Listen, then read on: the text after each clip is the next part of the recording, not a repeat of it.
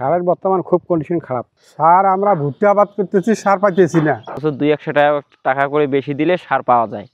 ডিলারদের গোডাউনে হাজার হাজার বস্তা সার পড়ে আছে, নষ্ট হয়ে যাচ্ছে, অথচ কৃষকরা সার পাচ্ছে না।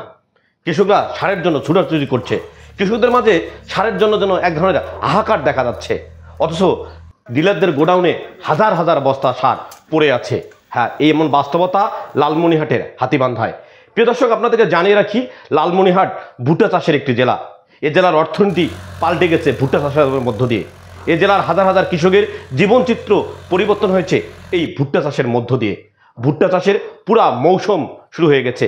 এই মৌসুমে যখন কৃষকদের মাঝে সারের চাহিদা দেখা দিয়েছে, ঠিক তখনই সার ডিলাররা সিন্ডিকেট তৈরি করে সারের কৃত্রিম সংকট তৈরি করছে। কৃষকরা ডিলারদের কাছে গেলে ডিলাররা বলছে সার নেই, অথচ সেই সার পাশের খুচরা দোকানে 300-400 টাকা বেশি দরে বিক্রি হচ্ছে।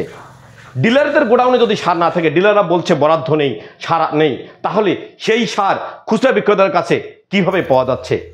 সারের এই কৃত্রিম সংকটের কারণে কৃষকরা একেবারে দিশেহারা। সার আমরা ভুট্টা আবাদ করতেছি, সার পাইতেছি না।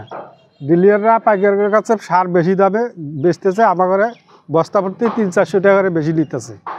আমরা তো খাতে সারই দেওয়ার পাইতেছি না, ভুট্টাও করে পাইতেছি না। কেন ডিলারদের কাছে সার পাচ্ছেন না? না, ডিলাররা তো ওই যে পাইকারের কাছে দেয়, পাইকাররা বেশি দামে বেচতেছে। আবার আমরা গেলে পরে সার দেয় না, 300-400 টাকা বেশি ধরে। কি বস্তায়? বস্তায় বস্তায় কত করে বেশি ধরতেছে? 300-400 প্রতি বস্তায় এরকম বেশি ধরতেছে। ডিলারের ঘরে তো হাজার হাজার বস্তা সার, কিন্তু আমরা গেলে সার পাইতেছি না, অথচ 200 টাকা করে বেশি দিলে সার পাওয়া যায়। ওরা কৃষকদের সার দিতে চায় না, কিন্তু ওরা ব্যবসায়ীদের সার আবার বিক্রি করেছে। সারের অভাবে আমরা আবাদ করতে পারতেছি না, খুব সমস্যায় আছি। সারের বর্তমান খুব কন্ডিশন খারাপ।